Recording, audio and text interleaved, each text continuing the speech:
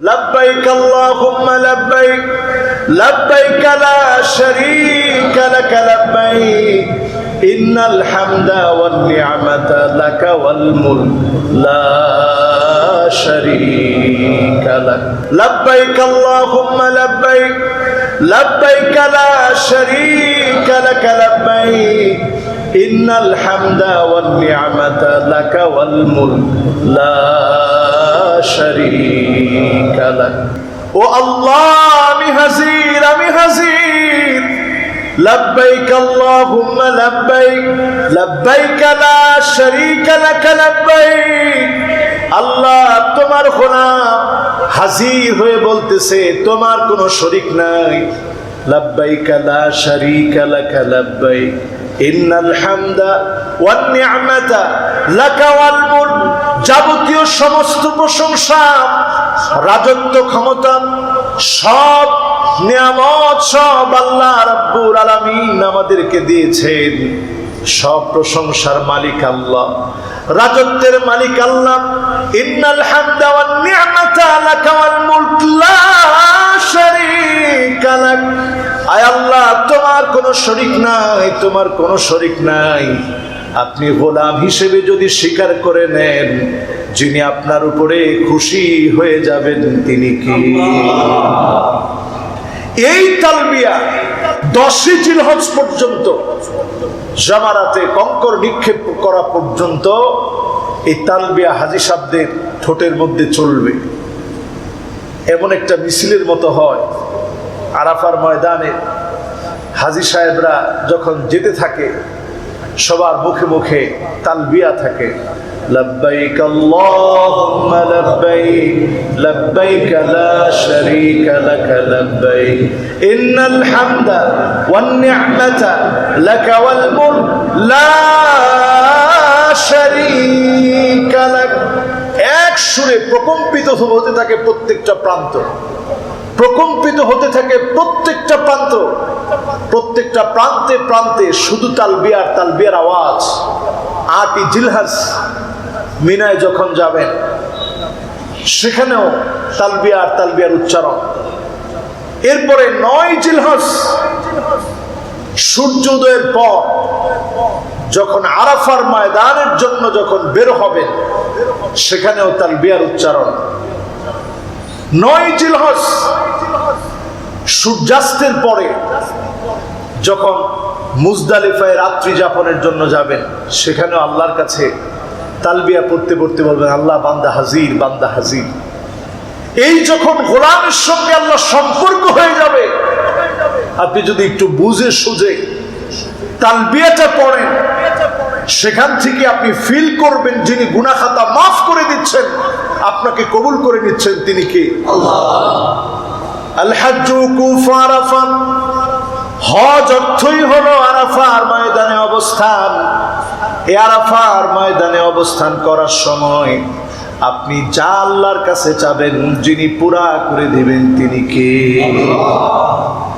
এজন্য হজ এটা বুঝার বিষয় হজ্জের শাব্দিক অর্থই হচ্ছে আল ইরাদা ইচ্ছা পোষণ করা বান্দার ইচ্ছাগুলোকে আল্লাহর সামনে তুলে ধরা আল্লাহ আমি একটু চেষ্টা করতেছি আল্লাহ আপনি কবুল করেন এই হজ থেকে যদি বুঝটা যদি আমরা নিয়ে ফিরি তাহলেই একজন হাজীকে দিয়ে আল্লাহ রাব্বুল আলামিন এই হজ্জে মাকবুলের মধ্য দিয়ে আল্লাহ রাব্বুল আলামিন জাতি গঠনের জন্য আল্লাহ তাআলা এমন মানুষদেরকে তৈরি করবেন যে মানুষগুলো সমাজের ভিতরে কোনো বিশৃঙ্খলা করবে না আমাদের দেশে দেখা যায় কমন একটা ভুল আমরা হজ করি একেবারে জীবনের শেষ দ্বার প্রান্তে যখন মালাকুল মউত নির্দিষ্ট আজান সময় নিয়ে আমাদের কাছে পৌঁছে যাবে আমাদের একেবারে শেষ সময় হুঁশ ঠিক নাই সাথে আরেকজনকে বলে দিই মোয়াল্লেম একটু দেখে শুনে রাখেন আব্বার তো হুঁশ নাই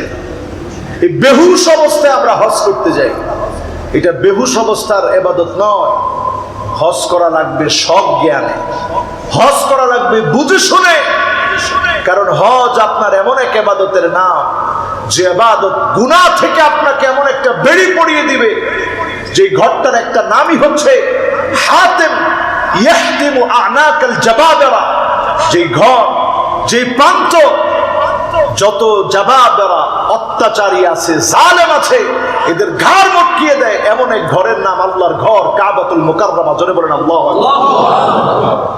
এমন এক পবিত্র জায়গা। এই জায়গা থেকে কি স্পিড নিয়ে আপনি আসলেন, কতদূর স্পিড আপনার ভিতরে জাগ্রত হলো। আপনি হজে এখন 5,60,000 টাকা, 5 লাখ টাকা যতটুকু দিয়ে পারলেন, এখন অঙ্কটা কত বেড়ে গেছে। তো যারা আগে করছেন আল্লাহ তাআলা অনেক কমে সুযোগ করে দিয়েছে, আপনারা করেছেন। এখন অনেক টাকা লাগে। অনেকে মনে করেন আমার তো এত টাকা নাই, পরিবার পরিজন চালায়া আল্লাহর ঘরে যাওয়ার মতো টাকা নাই। কিন্তু আপনার অনেকগুলো ক্ষেত আছে, ক্ষেত খোলা আছে, যেখান থেকে ফসল পান, সচ্ছলভাবে চলেন। আপনি মনে করছেন হজ তো আমার উপরে ফরজই হয়নি।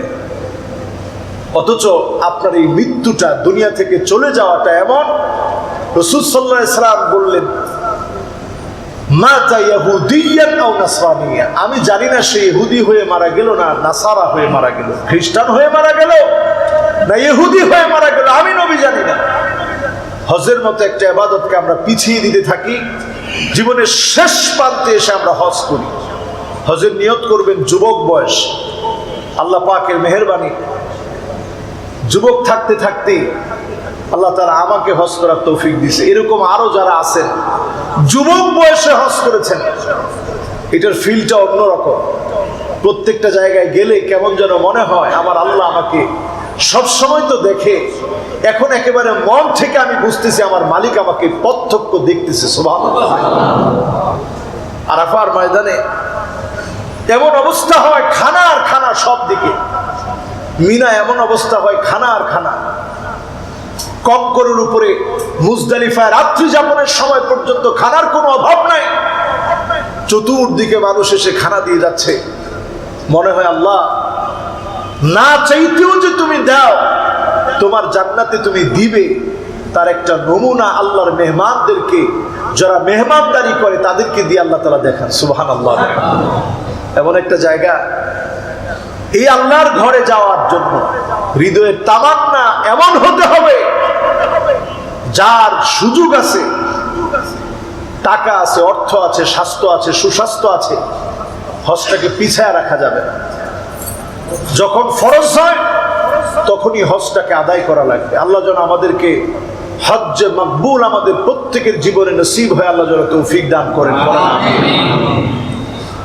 এরপর আল্লাহর ঘর বাইতুল্লাহ আমরা দেশ থেকে যাওয়ার পরে অনেকে বলে দেয় যে আমার নামে একটা উমরা করো, আমার নামে একটা উমরা করো, নানির নামে একটা উমরা করো, দাদির নামে উমরা করো, ফুফুর নামে উমরা করো। সবার নামে উমরা করতে করতে হাজী সাহেব অনেক ব্যস্ত। তাওয়াফ করার সওয়াব এবং ফজিলত সে ভুলে যায়। অথচ তাওয়াফটা সাহাবায়ে কেরাম রিদওয়ানুল্লাহি আলাইহিম আজমাইন বেশি বেশি তাওয়াফ করতেন। নবীজি সাল্লাল্লাহু আলাইহি সাল্লাম তাওয়াফ করার গুরুত্ব দিয়েছেন বারবার হাদিসের ভিতরে। যখন আপনি তাওয়াফ করতে থাকবেন, আল্লাহ রাব্বুল আলামিন অগণিত রহমত নাজিল করবেন। আর কাবার দিকে যখন তাকাবেন, নজরে নজরে যিনি ইবাদত হিসাবে সওয়াব দিবেন তিনি কে?